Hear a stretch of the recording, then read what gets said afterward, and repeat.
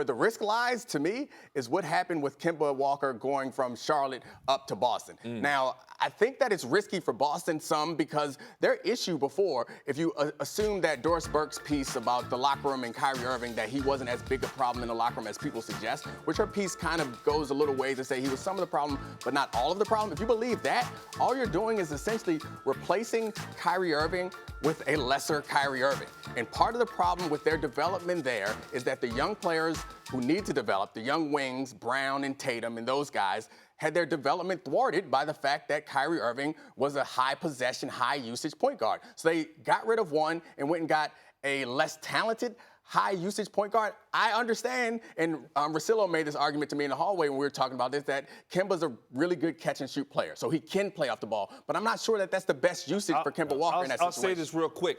Personality-wise, Kemba's probably one of the most humble guys that I know. And I played with Kyrie, and the reality is, Kyrie had NBA championship type of expectations. I'm numero uno, and you're not going to have those same things from Kemba, I don't believe, personality-wise. But on the court, do you disagree with the on-the-court analysis that part of the problem is you wanted the ball in the hands of your development, specifically Tatum. You wanted Tatum with the ball in his hands more. Let me take your arguments one at a time. One, it's not a risky move with Westbrook because the alternative was CP3.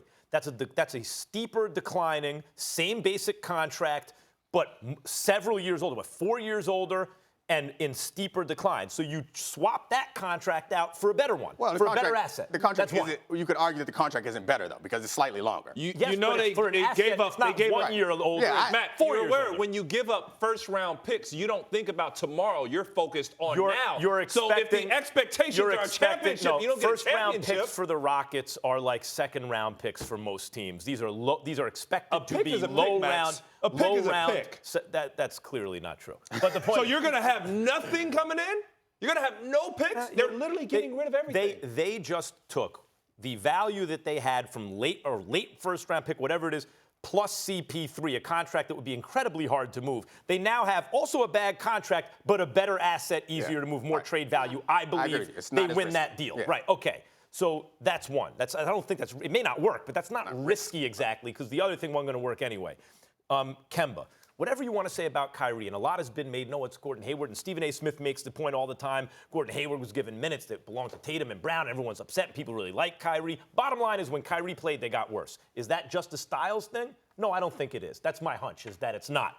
Kemba is a toned-down Kyrie slightly. Kyrie's a little better than Kemba, a little better at everything than Kemba, but Kemba's the best approximation you can get of him. He's the closest. And here's the difference now, guys. Does Gordon Hayward really need the ball to be a good player? The answer is no. He can get out in the open court if he's healthy.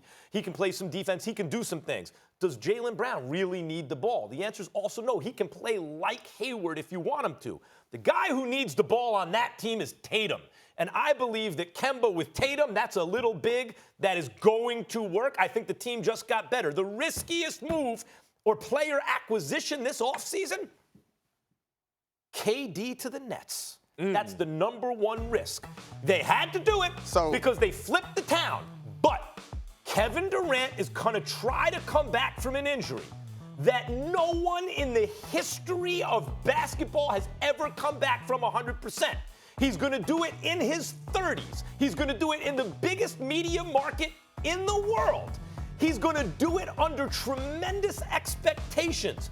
Now, if he winds up being something like 70% of what he was, and then he re-hurts himself and everything, and the Nets are locked into a long-term max deal, what does that do to a steadily improving franchise that would otherwise flip this town permanently from a Knicks town to a Nets town? So I appreciate the performance and the delivery of all of that. It was great pause. It was great. Step back, delivery, and then you fired with all those takes. But first of all, you said it like it was a surprise. Like everyone knows he's coming from his Achilles injury, and that's not going to be easy. But this goes back to the first point that I made from the beginning of this segment, is that it has to do with expectations. And there have been very little expectations for the Nets until now. Now they have expectations, and this is a risk that you have to take. I think the reward of having KD and also presenting to the NBA world that you are a place to be taken seriously, a place that will take care of guys, a place that will go after big-time free agents. This was an opportunity that they could not pass up. I agree they have to do it, but it comes with enormous risk. My argument is even if KD doesn't work out, they have changed the perception of their team.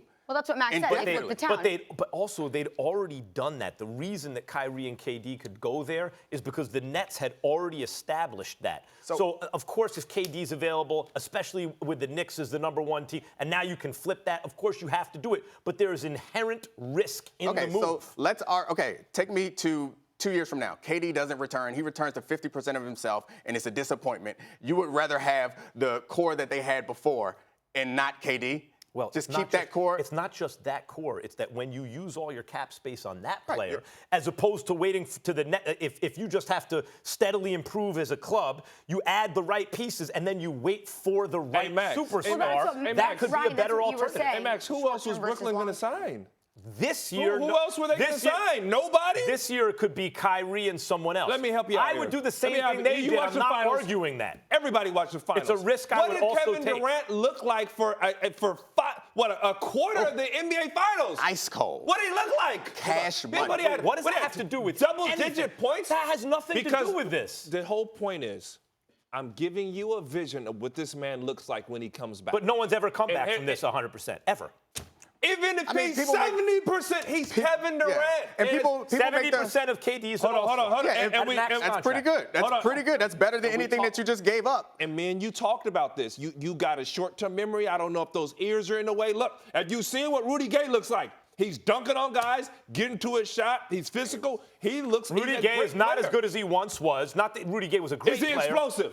He's not the same player. Is he explosive? Kinda. Is he still dunking over guys? Yes, I'm not claiming that Kevin Durant will never dunk again. Over guys? I'm not claiming he'll never dunk again. No. Is Dominique Wilkins over That's the only guy that they point to. Dominique Wilkins is the one top-level player who had this injury, came back as most of what he was. That's one what year guy was that? 30 years ago. Hey, what year was that? Was 30 years ago. But that's one guy. Thank you so much for watching ESPN on YouTube. For more sports highlights and analysis, be sure to download the ESPN app. And for live streaming sports and premium content, subscribe to ESPN+.